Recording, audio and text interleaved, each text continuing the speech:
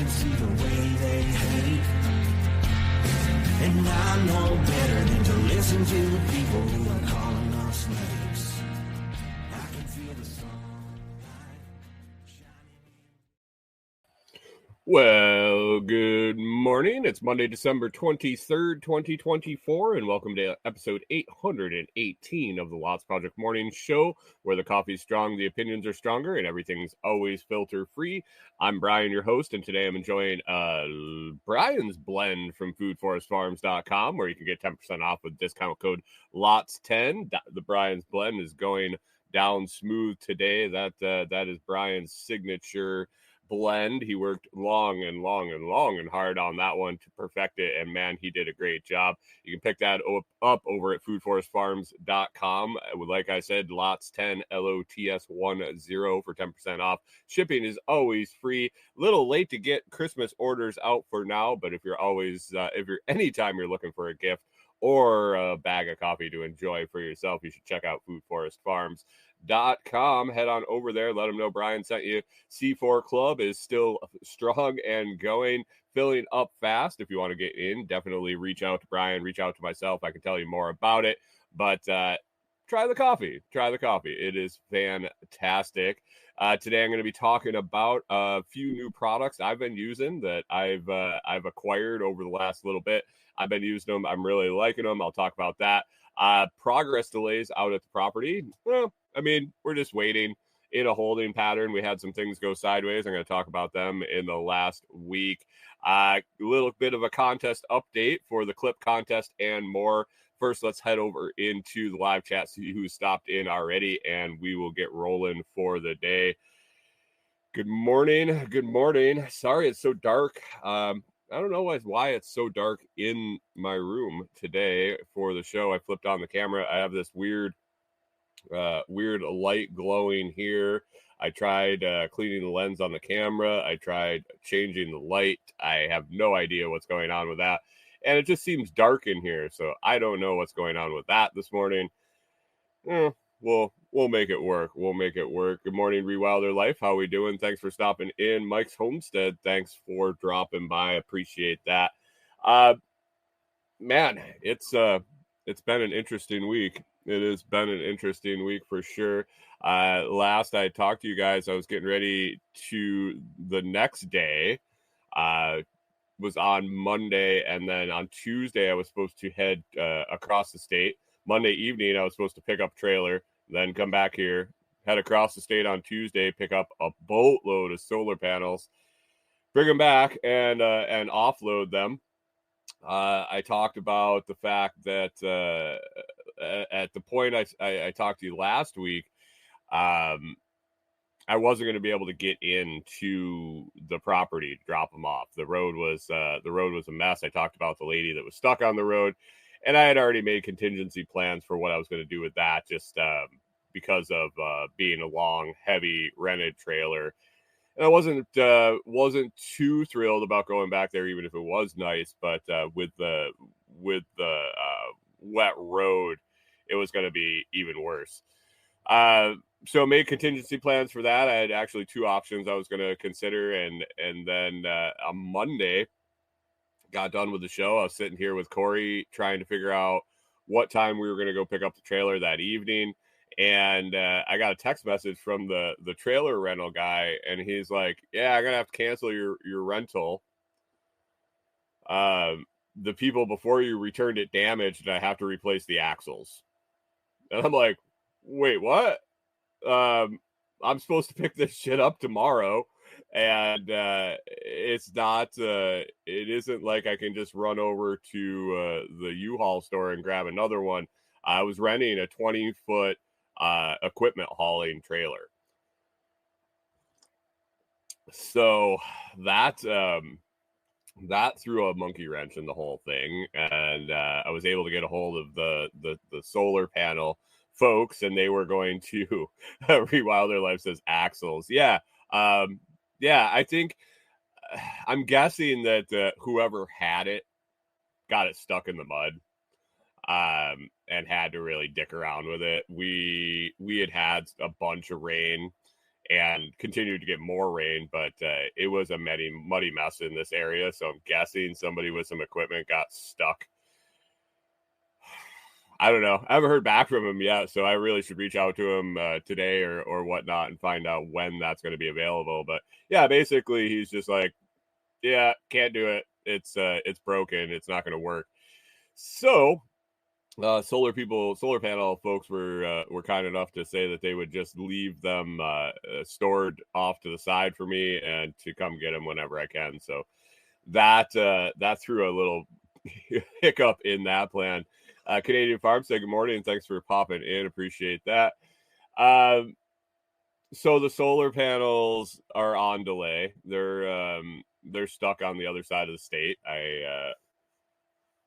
I don't know when I'm going to be getting over there to get them, but I don't have anything to hook them to at the moment, really. Anyway, so it's not a horrible thing. They'll sit there, or they'll sit here. So it's it is what it is. But I was a little taken aback when the day of, the guy's just like, "Yo, no luck."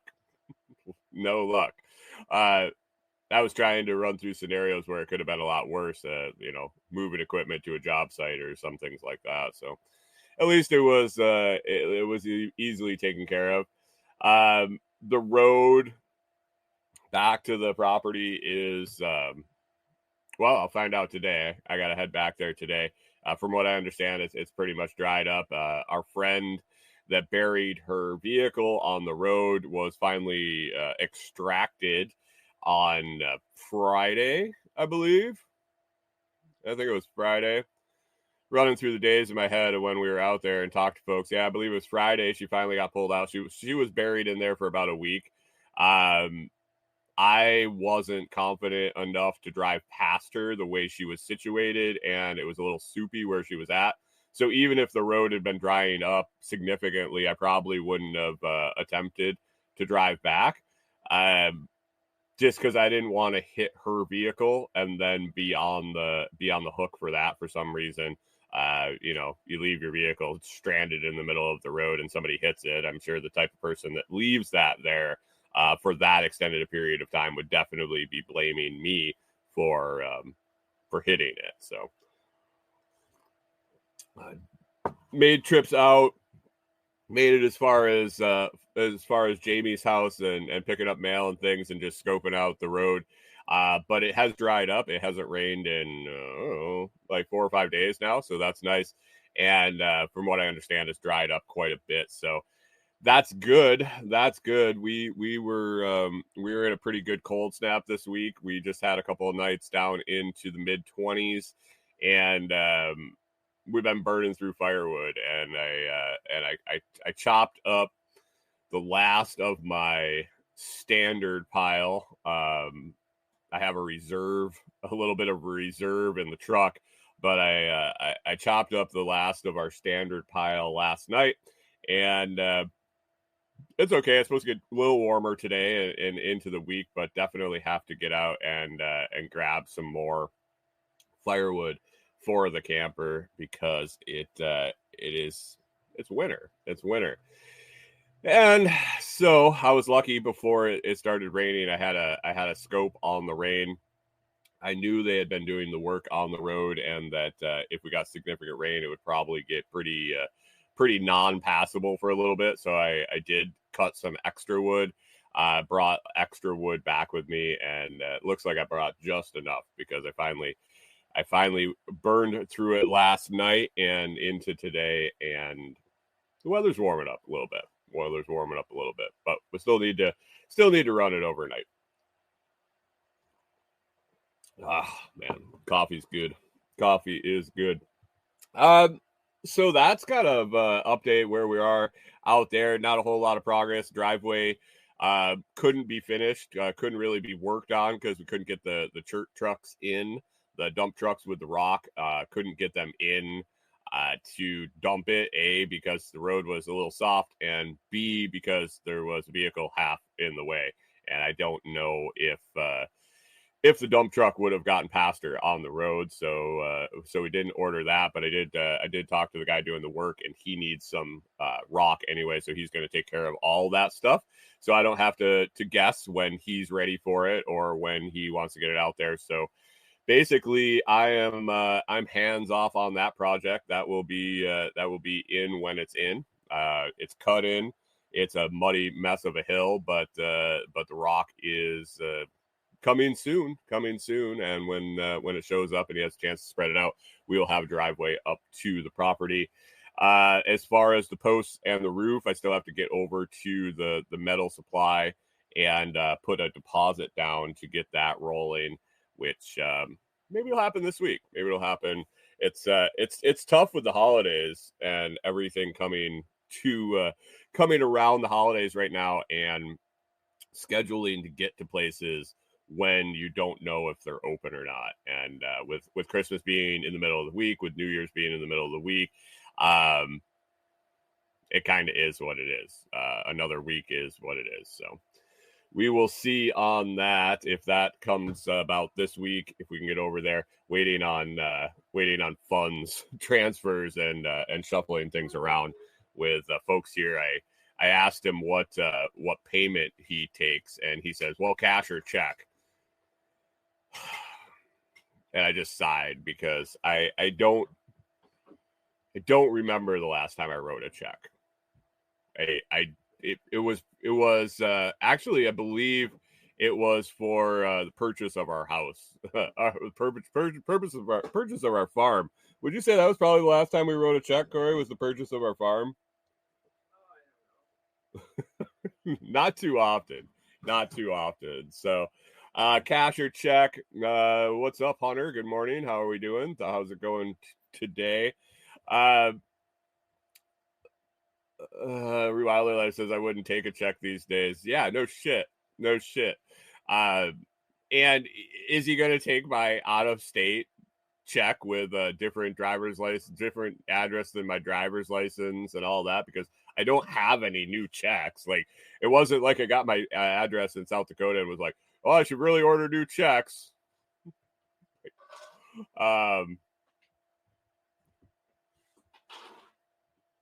Hunter says, I don't envy you editing vids. What videos am I editing? Are you starting to edit videos, how-to videos and things like that? Yeah, it's fun, isn't it? I don't know what's going on with the camera and the lighting in here today, but man, it's absolutely horseshit. So yeah, cash or check, or and you could do a 2%, 2% or more. Jesus, 2% or more credit card fee, I believe. So weighing options and trying to figure out what to do with that. You know, Bitcoin fixes that. I need to onboard the guy into taking Bitcoin or something like that. That would be ideal. So let's see what is on the list today. New products I've been liking. One I probably talked about before. I've had it for a while, and I'm systematically going through and testing it along with other products. I told you I picked up some coffee gear. I've done some videos on the coffee gear, but I've intentionally been evaluating the AeroPress for a while, 2 or 3 weeks now. So I do my French press, my standard French press in the morning, and drink that up, and then I have been making a single mug, 12 ounce, 16 ounce, smaller mug of one at a time. So the AeroPress is a single serve coffee maker, basically. It works. It's like a combination of a espresso machine, a French press. It is its own thing. It's been around a long time. I had never used one. I had been somebody suggested it to me, and it didn't really fit the needs I had with my schedule, how I made my coffee, how I consume my coffee. But with the change, with the change in the show format and a lot of different things, I've been able to take time and make a single cup of coffee after I have my French press. And I might actually be transitioning to that daily and getting rid of the 32 ounce and making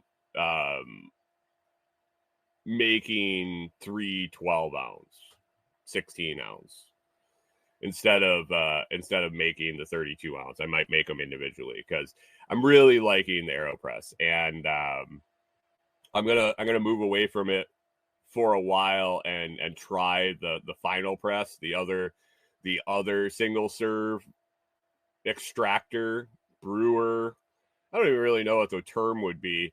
But I'm gonna go to that for at least a couple days and see if I can dial that in to work as well as the AeroPress. But man, the AeroPress has been phenomenal.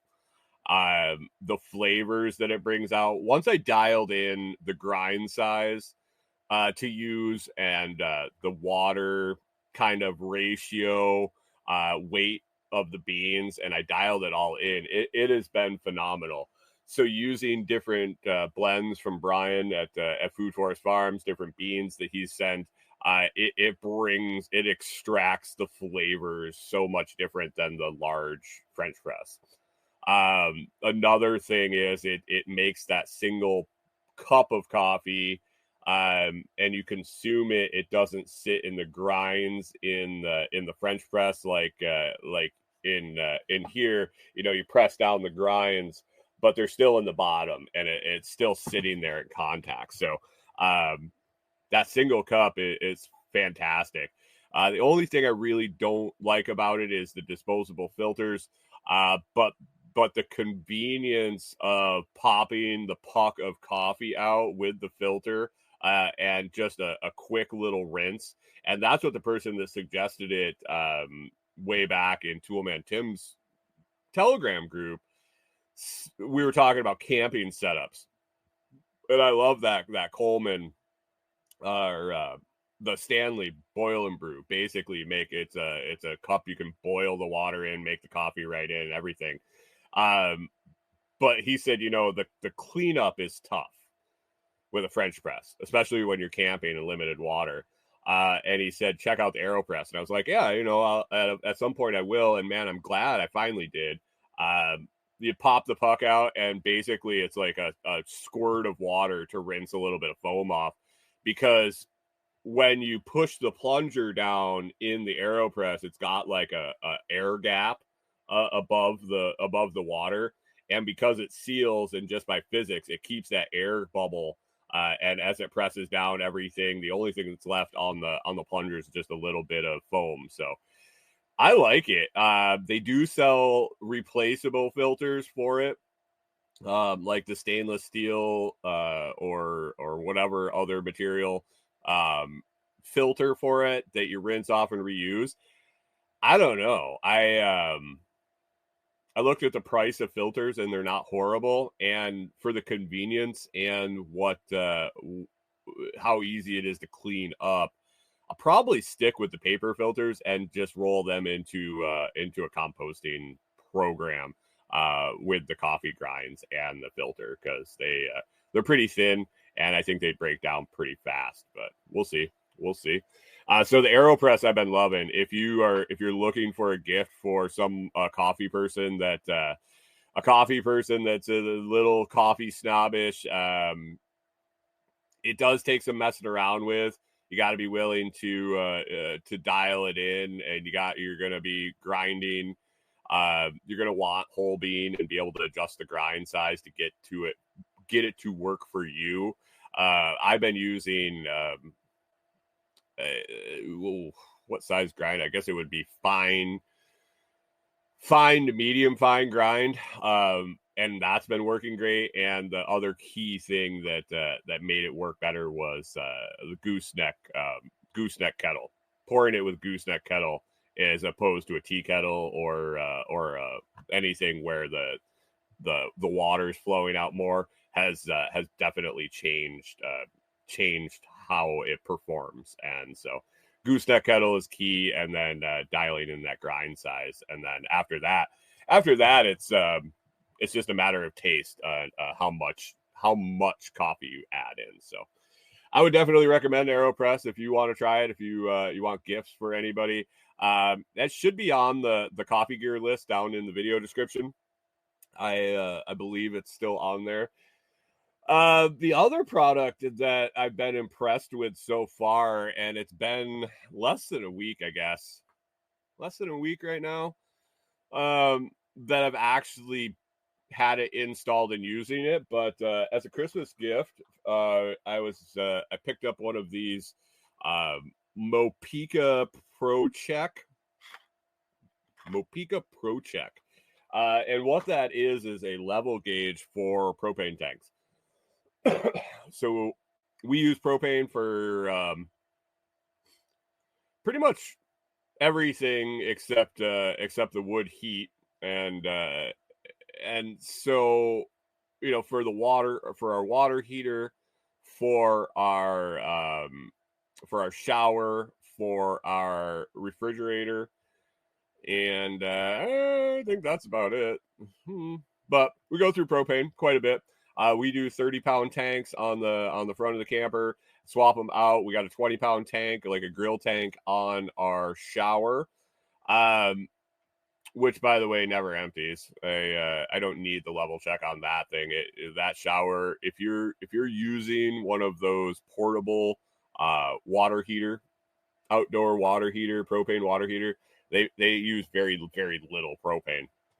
So if you're contemplating getting one of those, and that's one of your questions, don't worry about that.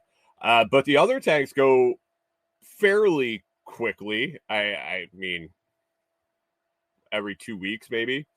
But basically what we had on there was one of the little pressure gauges that you screw in the line. You hook it to your tank, and you hook it to the hose that hooks to the tank. It's got the two different fittings, and it's got a little dial on the top. And basically when the tank's full, the needle's pegged over in the green. And once you start using the tank, it kind of goes down into the middle. And when it's empty, it goes to the red. They're inexpensive. They're more expensive than they should be for how they work, but they're an inexpensive tool, inexpensive gauge. It's not really high quality or high tolerance. And just the way that propane tanks work, there isn't enough of a pressure gradient in the tank as it dissipates to be accurate on a pressure gauge like that. So basically what it's working on is the back pressure in the tank. And as you use it, it's supposed to evenly drop the needle down. And then at the end, it's empty, like a gas gauge in a car. But that works on a float level on liquid. And this is using back pressure to set the needle. It doesn't work very well because that's not really how liquid propane tanks empty. They have pressure until they don't. So the slight bit of drop in pressure doesn't allow that gauge to reflect accurately how much propane is in the tank. We've dealt with it since we took off. It isn't the biggest deal. It isn't really a huge inconvenience for us at the moment because we do have that 2 week, like I said, it takes 2 weeks or more for that 30-pound tank to get used up. So I have plenty of time to fill the other tank, to fill the empty tank while the full one's on. If we were, and I know where to get propane. I have several places I could stop to get it. When we were traveling, this would have been really nice, knowing how close we were to empty before we took off for a road trip where we were going to get someplace and wouldn't be able to get propane. If we were setting up and going to bed, we were going to have to need it overnight. helps a lot more for situations where you're using it for heat, and you might run out in the middle of the night. But basically, this level gauge sticks to the bottom of the tank, and it runs using sonar that pings up a signal into the bottom of the tank. It reads the level of the liquid propane. LP is actually stands for liquid propane. It's liquid at the pressure inside the tank, and expels as a gas. But it reads the level in the tank, and you read it out on your phone. So Bluetooth hooked up, basically stupid simple setup. You hold a button and it shows up, and then you pick what type of material you're measuring, and the size of the tank and the shape of the tank. It's all pre drop down menus, and you name your tank, and there it is. It seems to be working fairly well, fairly accurate. I haven't checked it yet this morning. So I've been on it a few days. I've been watching it as it's progressing. Sorry, I wanted to pull it up and see. And the cool part is it works in the camper. So even in the living room, especially in the bedroom right there next to the propane tank, so you can see. Here we go. I got 84% in the tank. So it's yeah, Mike Soames said liquid petroleum. Is it liquid petroleum or liquid propane? I don't think it's liquid petroleum, is it? Could be wrong. Huh. Interesting. I don't know. Wouldn't liquid petroleum be gasoline, diesel, or any sort of material like that? Interesting. I didn't think of that. Anyway, so the materials this would work for, listed on the package. We got water, oil, gas, gasoline, diesel, propane or butane, or any other liquid amounts. So this is it's a liquid level monitor. to be short. Battery lasts, from what it says, 2 to 3 years, and it is replaceable. So you're not having to buy a new one when the battery runs out. They are kind of spendy. I think they're in the $60 range ish per puck. I plan on moving mine back and forth between my 2 30-pound tanks, and then when we buy our larger tanks for the cabin, I'll get one for each tank. So we'll have 100-pound tanks, I'm guessing, on the cabin, and we'll probably have 2 of them. And they'll each have their own level monitor, so we'll be able to tell where they're at as they empty and be able to get them filled. And I think we'll have quite a bit of time to get them changed out. But just having that level monitor is nice. It's nice for sure. And you can swap them back and forth between different tanks if you want.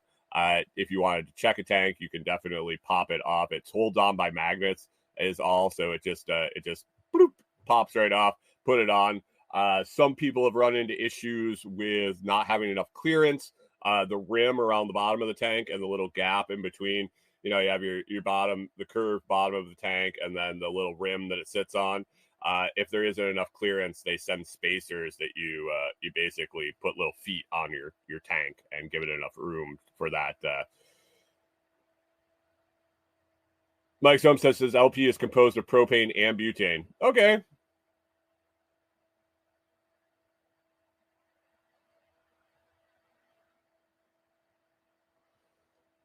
Liquid petroleum gas. All right, LPG.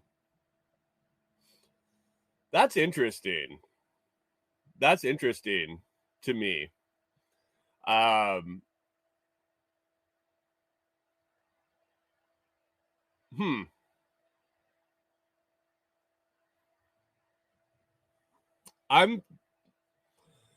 I'm just thinking about the dispensers that we didn't ever get into servicing the mechanics of them. We did work on the electronic side of them, of the propane vehicle dispensers.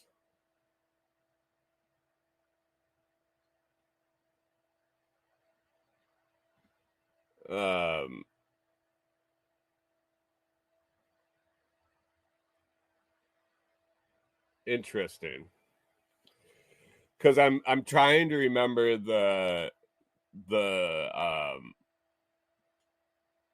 wording.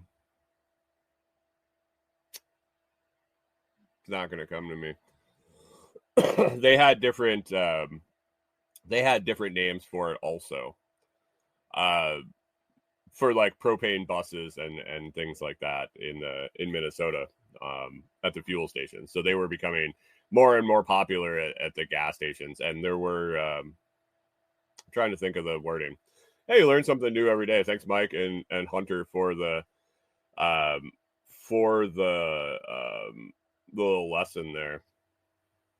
Didn't get much into that side of things,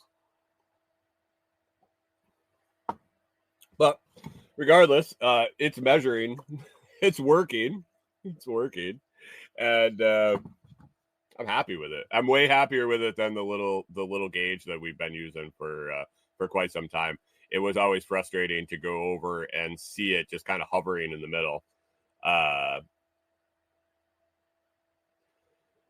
Mike says also have LNG, liquid natural gas. Okay, so yeah, the LNGs, there were stations, there were fueling depots that had the LNG, and then that might have been what I'm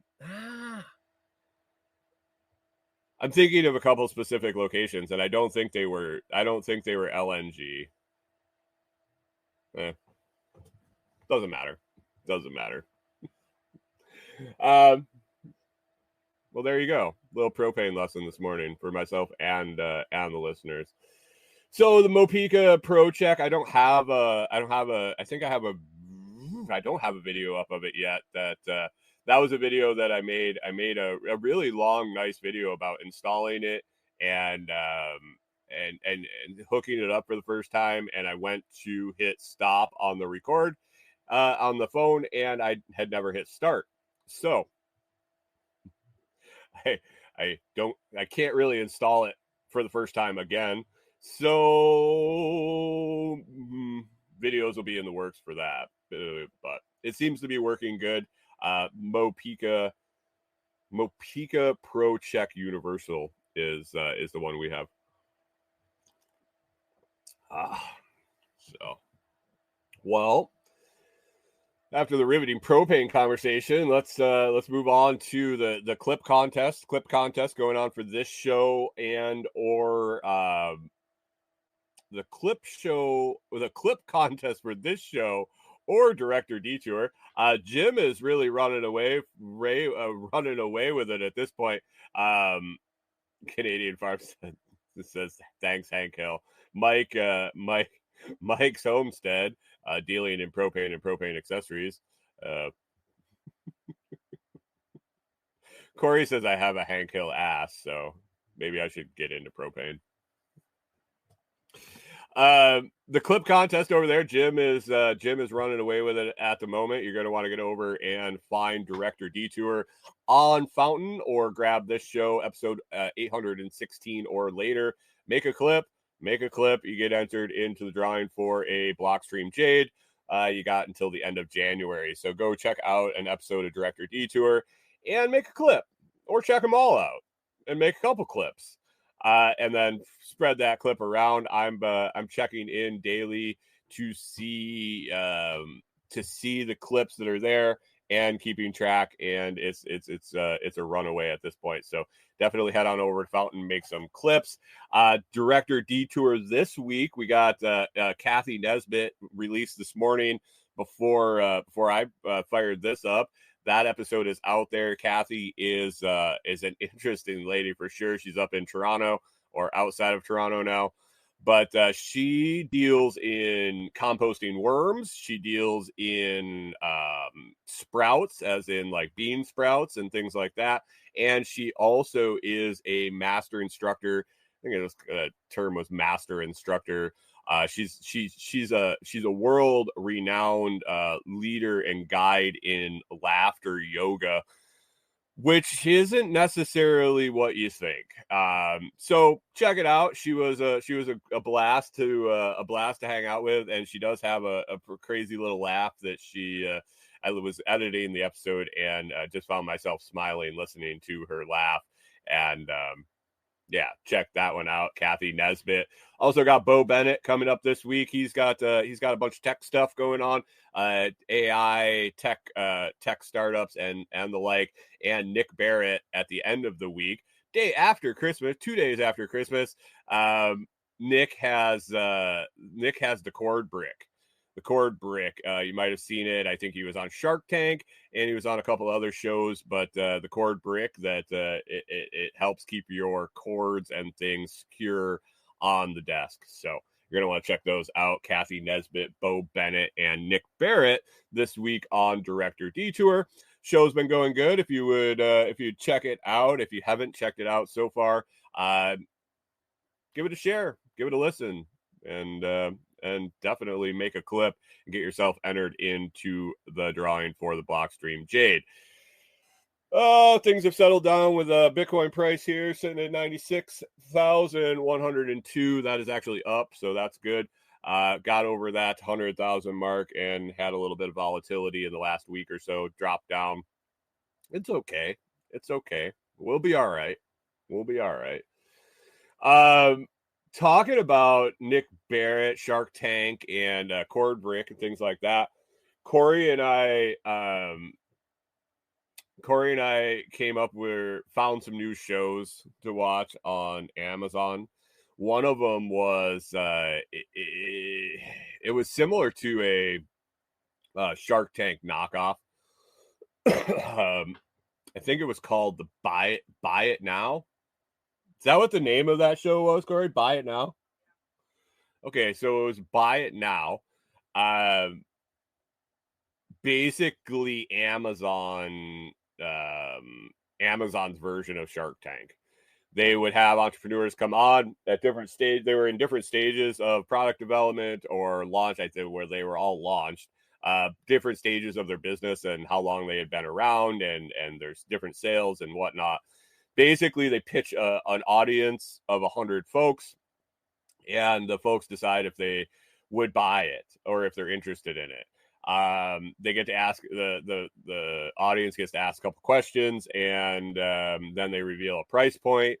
And basically, if they get 10 people to buy in on their product, then they go to a group of judges, 3 judges. Every episode, the dude that sold Ring to Amazon, the Ring camera, he's on there. And then folks from Amazon, one of the spots is always an executive from Amazon, and then a celebrity guest is the other one. I think they've had Tony Hawk, they've had Gwyneth Paltrow, that Anderson guy. I can't think of what his first name is. Anthony Anderson. Thanks, Corey. So Anthony Anderson, some interesting products on there. It was interesting to watch. It was. Canadian pharmacist says those titans of industry. I don't know. The guy that sells Ring camera gets shot down on Shark Tank and rebrands and tweaks it a little bit and ends up selling it to Amazon for over $1 billion. I mean, that's all right. Executives that have been working for Amazon for a couple of decades or more, and actually both of the ones that I recognize their names send me emails semi-regularly through not me, but the newsletters out to Amazon affiliates. And Gwyneth Paltrow, I told Corey when we were watching it, I was like, not a fan of hers. Not a huge fan of hers, but I definitely can recognize what she's done. What she's done with Goop and her building her business and launching products and things like that. You can't, I mean, hate the game, but well, what is it? Hate the player, don't hate the game. Something like that. She's done what she's done. She's done what she's done. But lots of cool products on there if you want to check it out. Basically, if they get past the audience, they get past the judges, they end up getting rolled into the Buy It Now store on Amazon, which is like a select group of products, I guess. I don't know if it was specifically for the show or if there was other products in there also, but these products got listed in there. And there's some pretty cool stuff. Wide range, anywhere from beauty products to camping products to kitchen products to one guy was making spices. Think knockoff of Shark Tank. So it was decent. If you got Prime and you're looking for something to check out, I think there was 13 episodes. And then we also watched the first 2 episodes of the Mr. Beast show that he's making, Beast Games. I don't know. I don't know what the names of this shit is. I just watch it. And I know enough that I can tell Corey what we should watch, and she knows what I'm talking about. But basically, Mr. Beast from YouTube fame and all over fame now has he came up with a TV show where he's going to give away millions and millions and millions of dollars, and it's been interesting to start. I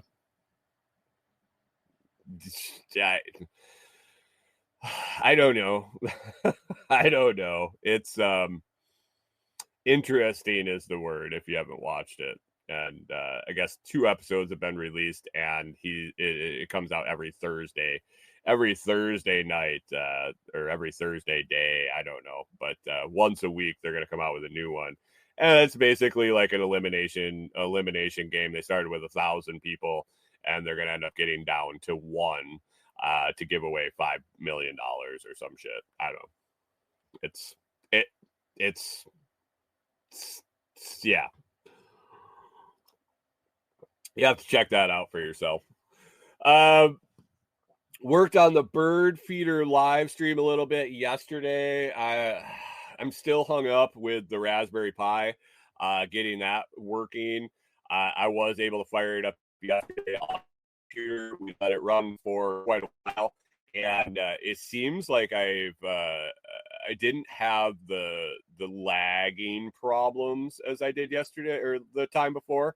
As far as the point in time where we're at, I changed some settings in OBS, and the last time it was basically just delaying, and every time it delayed, it got further and further behind. I changed some settings in OBS, and I feel like it was pausing quite a bit, but it wasn't retracting to the time. It wasn't getting further and further behind. It was buffering, pausing, and then continuing at current time. So I think we ran it for several hours yesterday, and we were still within a minute at the end. So one issue solved. Getting the Raspberry Pi to run the whole system, I don't know how long that's going to take. And until I have that going, I don't think it's really going to be a 24/7 thing. But yeah, it works well when we have it up. The Wise camera through the window on the window feeder is pretty clear. We get a ton of traffic at the bird feeder. It is definitely busy from the time the light comes up until the light goes down. it is a steady flow of birds on the one that we have the camera on. We actually have 3. Now you can see the second one. When Corey and I went grocery shopping on Friday, she got a new bird feeder. She got another new bird feeder. They were 20% off at Tractor Supply, so we picked one up, and just different style. And now this one hangs in the light or in the camera view also. And so, yeah, I think what are you up to, 7 or 8 different types of birds?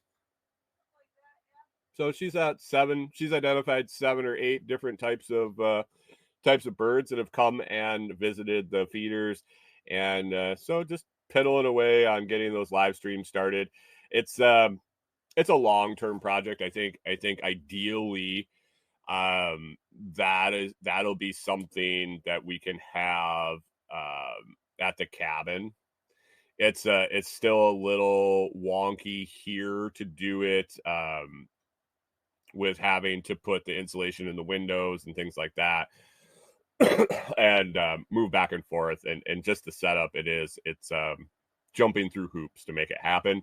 But all the information and all the little tricks and things that we learn along the way will be transferable when we get to set up some live stuff at the new place. So I have a feeling at this point that I'm just going to have to bite it and buy a little bulkier, a little more robust computer of its own. I guess I'll probably just buy another one of these small desk jets or something to run those. Hey, K-Bonk, good morning. Thanks for stopping in. Appreciate it. And he says, I made it. Yay. Yeah, for sure. So learning and realizing the limitations of the equipment, and we'll make it work. These little desktops aren't that expensive, and shouldn't be bad. We'll figure it out. So that's the live stream, the bird feeder live stream, things like that. It's been going well. I figured out how to stream it from the camera to Noster and then forward that on to YouTube. So that was an accomplishment there. Was able to figure that out and let that run for a while. Let's see what's else on the list here. So I don't know if I told you guys about the big fire that happened in Savannah, Tennessee, not Savannah, Georgia, where I go to get groceries, right on the Tennessee River, down about 20 minutes south of us. So there was a construction project going on in Savannah, Tennessee. They were putting a big hotel right on the river. If you've ever come into Savannah down here on, I think it's Highway 69. Ooh, 69. But you come in and it's a 4-lane split highway. You go over a big old bridge over the Tennessee River, and you're coming down into Savannah, and off to the right, there was a boat launch, kind of like a public boat launch with a big parking lot where we've actually seen riverboats pulled in there. Corey and I have gone and hung out there, checked out the river, walked around. It's just like a public boat launch with a big ass parking lot.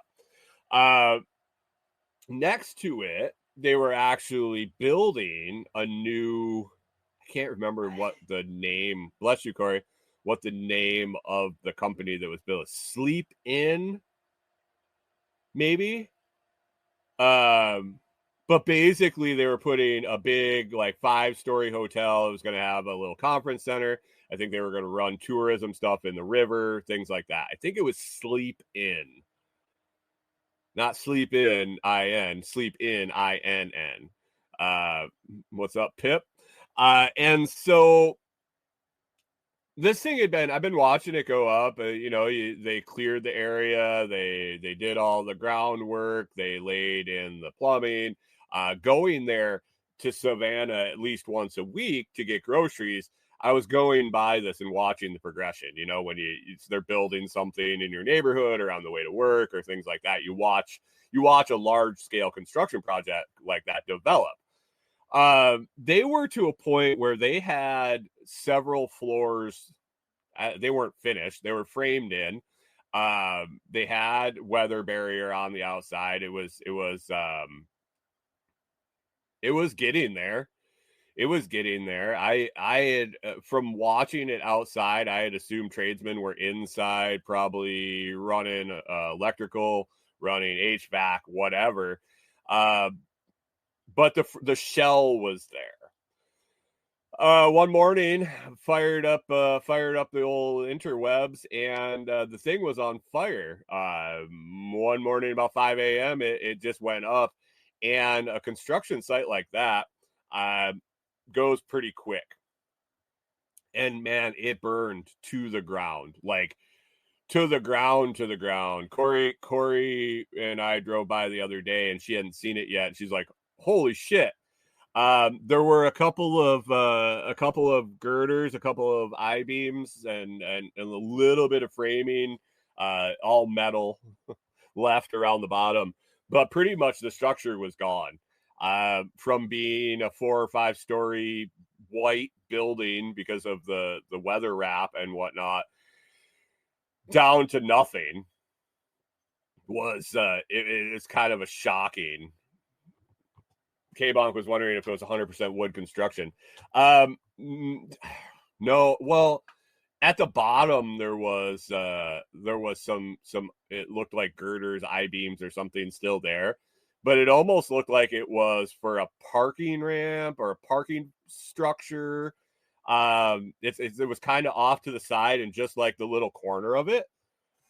So maybe all wood. There was jack shit left. So the majority of it was wood or something combustible. But when it happened, I mean, it was like the fire was at 5, and by like noon, they were like, yeah, it's total loss. It was just sitting there smoldering. And so the mayor of the town and the police chief and the fire chief, the rumor mill starts. As soon as something like that happens, the rumor mill starts. Foul play.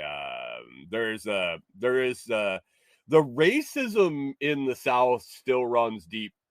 Let me tell you, there were lots of veiled messages about some new Americans that may be running gas stations and hotels in the area that may not have liked this thing being built. Suspicious activity. And there was a cry from the officials to say, stop spreading rumors. Wait for investigation. Wait till we determine what happened. We can't tell right now if any foul play is involved, blah, blah, blah. Right off the bat, just stop the rumor mill. And I just kind of chuckled, and I was like, go figure. All these folks think that somebody did it, and they have their suspects already, blah. It is what it is. So that was a couple weeks ago. Wilder Life says it must have been hit by airplanes to melt the girders, right? So this was a couple weeks ago. I think she burned down. What about a couple weeks ago now? The other day on Facebook, I see in one of the local groups there, actually all the local groups were sharing it. The Tennessee Bureau of Investigations is now asking for the public's help for any information regarding the fire at the Sleep Inn construction site. $5,000 reward for any information leading to the arrest of the arsonist that burned down the Sleep Inn. So they've done a complete 180. Now they're calling for all of the tips and rumors that people were suggesting right after it happened, and even offering a $5,000 reward for you to snitch on whoever you think burned down the Sleep Inn. So my favorite ad said, burn an arsonist and get $5,000. How do I get a job writing catchy little things like that for the TBI? Canadian Pharmacist says, what are you going to do with the 5K? I mean, if I could swing just a generic, I think somebody burned it down with fire. I don't know if they'll give me $5,000 for that.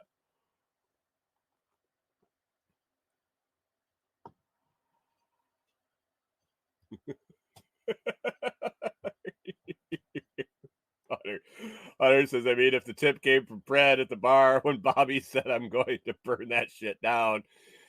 Yeah, Corey was wondering if it was obscuring anybody's view.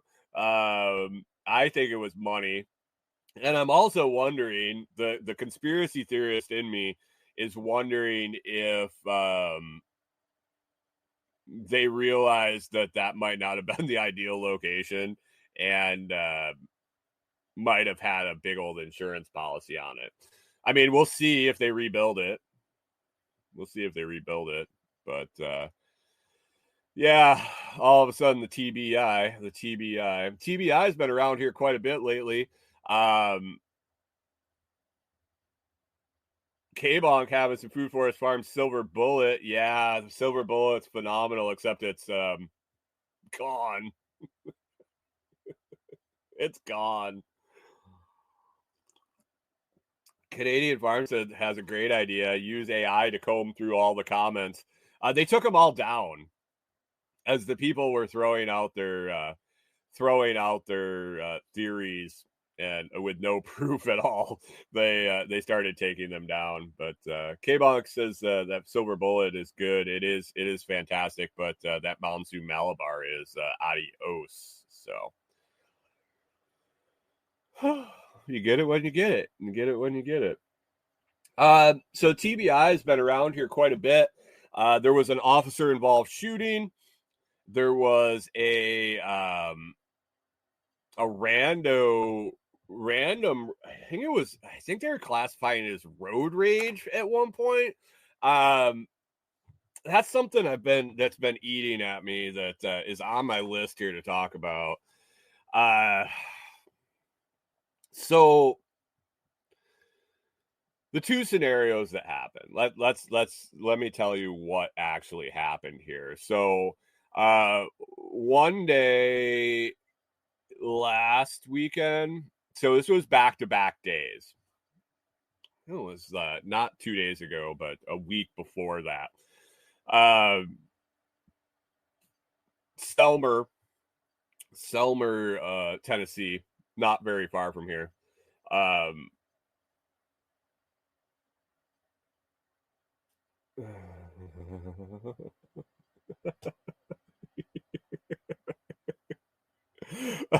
Update before I talk about those two stories. Hunter was asking if we got a notable, at least got a notable mention in the Christmas decoration contest.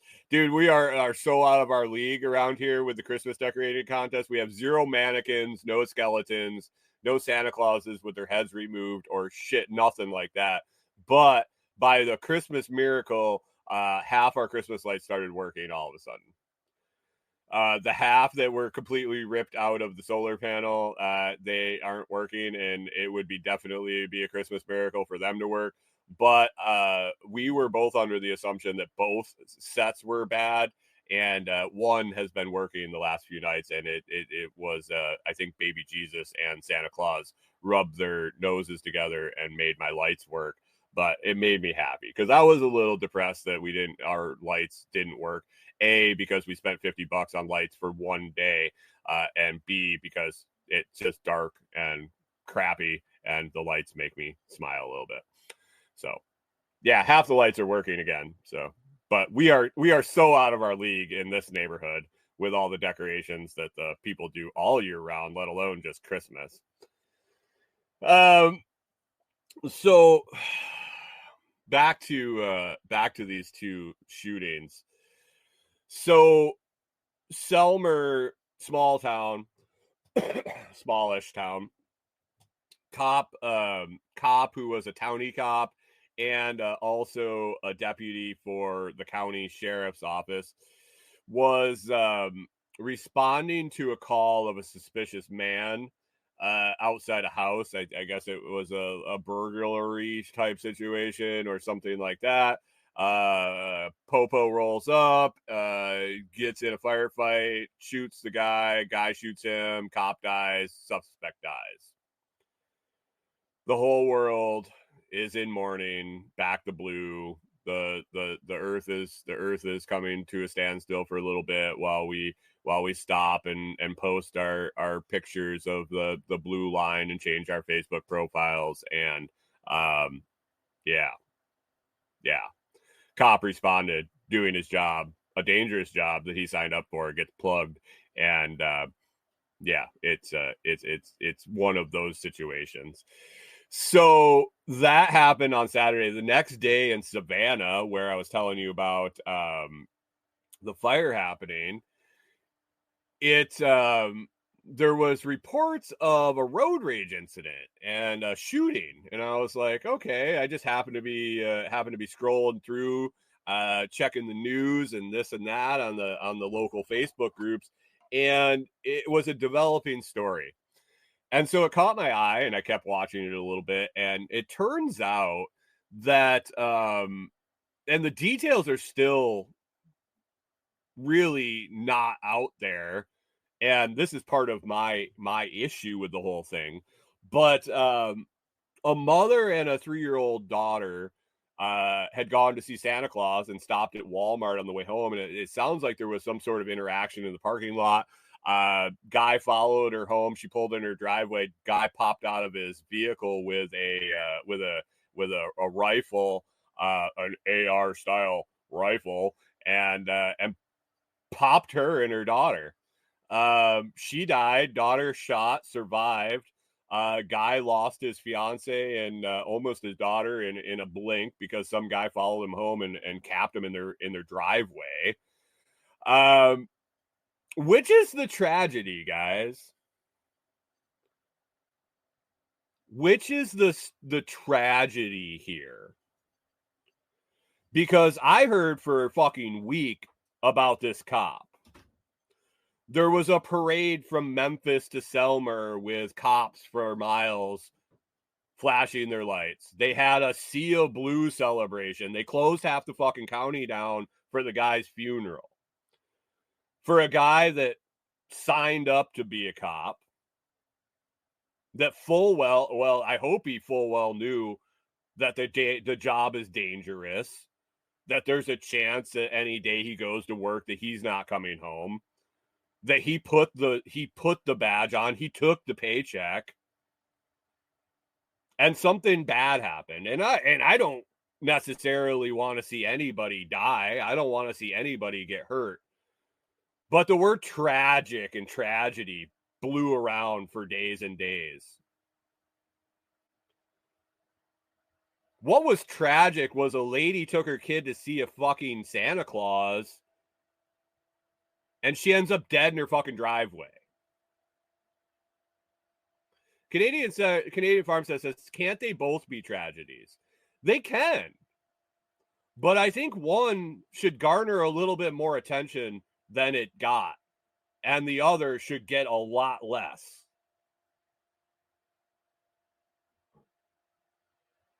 She didn't sign up to be put in a dangerous position. Her daughter didn't sign up to be put in a dangerous position.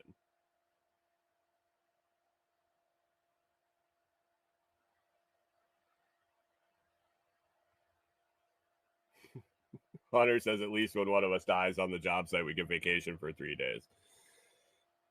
I don't know. The the nation, the statewide alerts when a cop gets shot.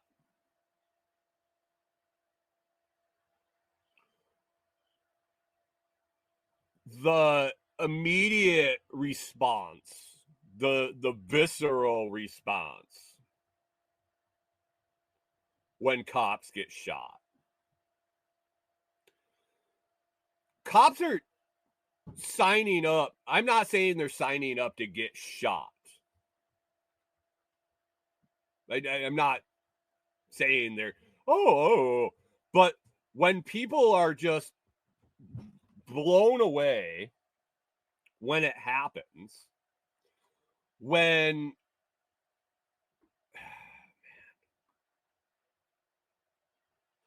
and the ladies that died and the girl that has no mom now because of a random shooting,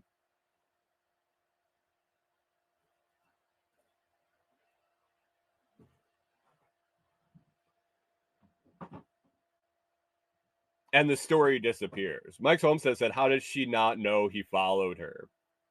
Doesn't lessen things, but have some situation awareness. I mean, what situational awareness could have prevented someone from walking out as she was getting her daughter out of the driveway and shooting her?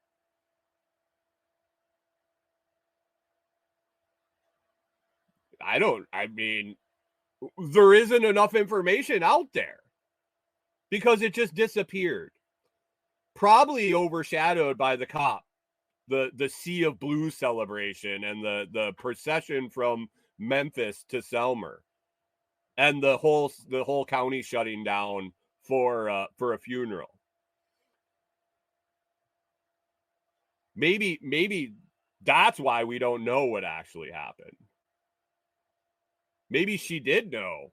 Maybe she was trying to get away from him, evade him. I don't know. It would be nice to know. But it all disappeared because it happened to happen on the same time as a cop got shot, doing a job that he fully well signed up for and knew was dangerous when he did.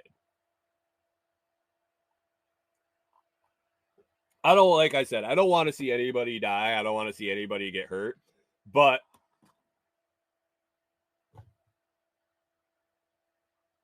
I think that's part of the job. That's a chance that it's going to happen.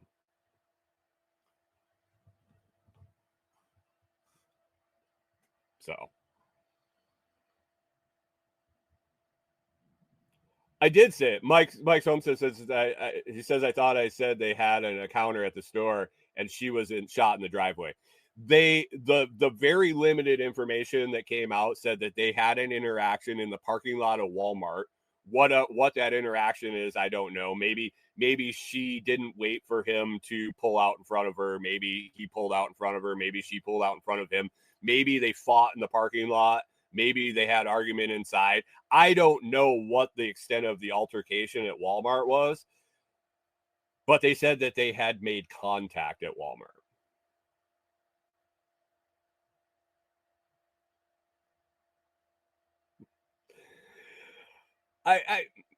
Mike says, promise you if I get shot in the situation, it won't be in my driveway. I understand.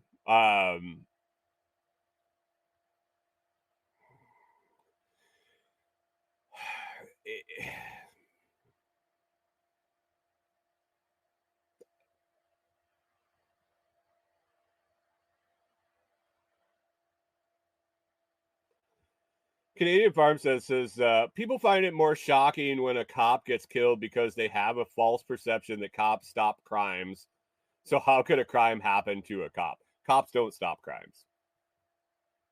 Cops investigate crimes.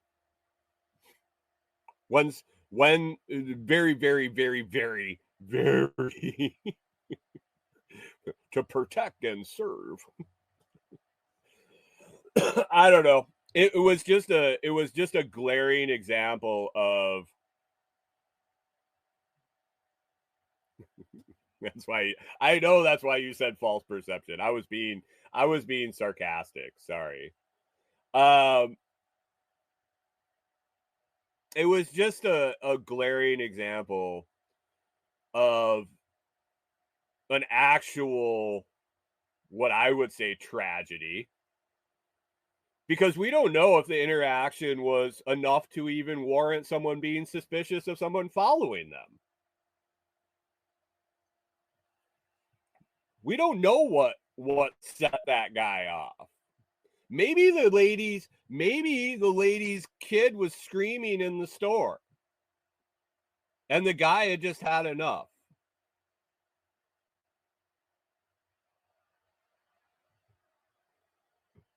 And he followed her home.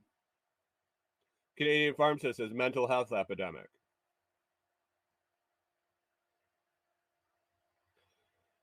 Obviously, something has a lot of people on edge. That wasn't the only 2 shootings in the area in the last few days, or in the last couple of weeks, I should say.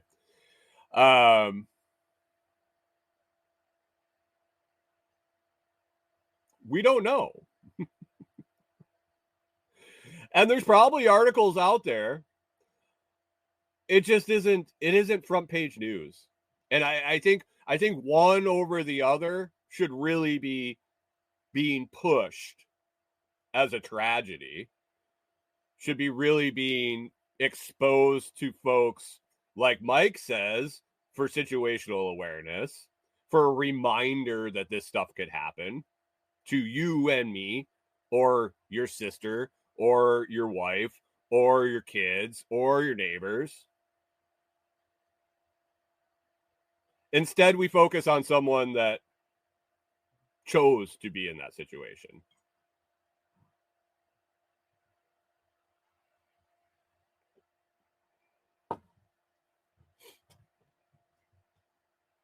I don't know. Anyway, that was I heard that. I heard what happened, and that the little girl was in the hospital. Her mom was dead on arrival to the hospital. She didn't even have a chance. And I'm like, what the fuck happened? And so I tried to follow along, and it just disappeared. Maybe it was an ex-boyfriend. Maybe it was a domestic assault. Maybe a lot of things. But I'm guessing that she didn't sign up to have it happen. And I know the cop didn't sign up to have himself shot, but I think it comes along with putting the badge on. So anyway, he's in the ground, and I think she had her funeral, and we move along into the Christmas season. Anybody got any big plans for Christmas? Corey and I are gonna hang out here. we haven't got a whole lot going on.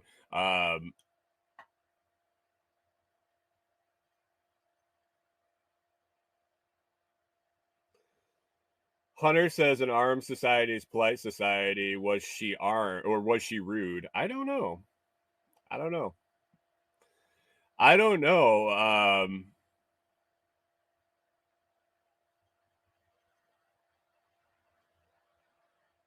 Pip says he's staying home and cleaning the guns just in case Santa comes rolling down the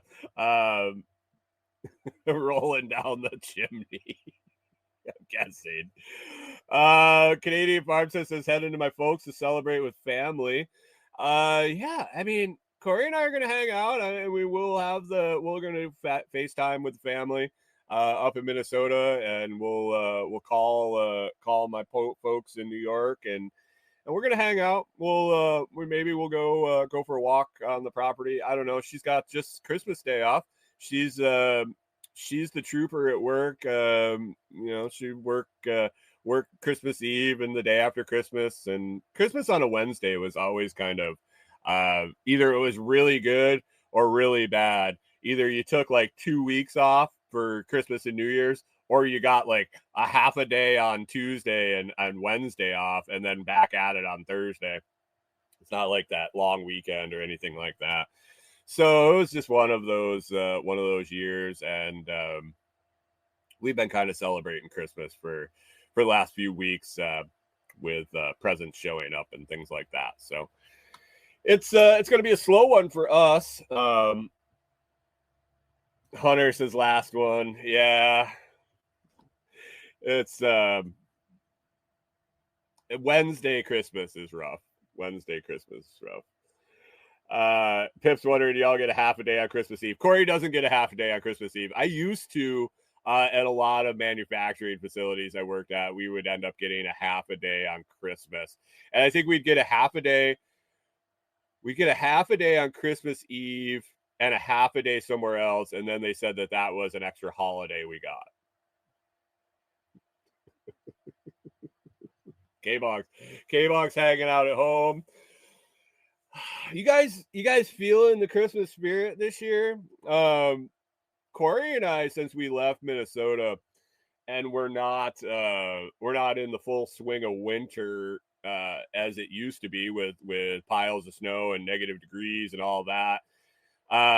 That first year we went, we were in Texas, and it was like 60 degrees in the end of December, and we walked into a restaurant to have some dinner, and there was a Christmas tree there, and it was lit up. There had Christmas music playing, and both of us realized that it was the first time that we had realized it was Christmas time, and it was like 2 days.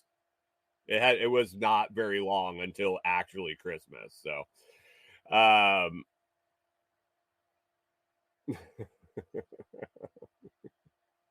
so it's been weird since we left. Seasons are all out of whack. With the Christmas lights getting broken and that, and we both kind of figured that it was either a bird got hung up in the wires, or B, a cat that was hunting the birds at the bird feeders got hung up in the wires, and yeah. Hunter says not enough Christmas spirit, but it's more this year than it's been in a long time. Pip says only Christmas spirit I have is in a shot class currently.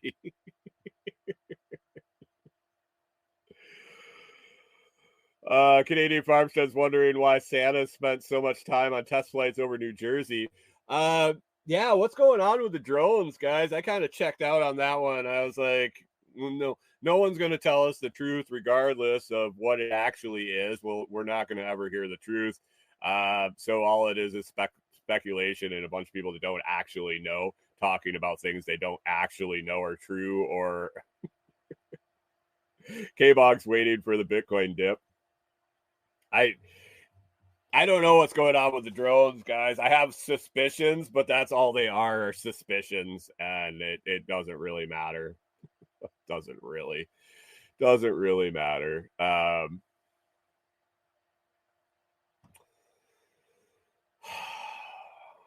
So let's see. I don't think I have anything else on my list either.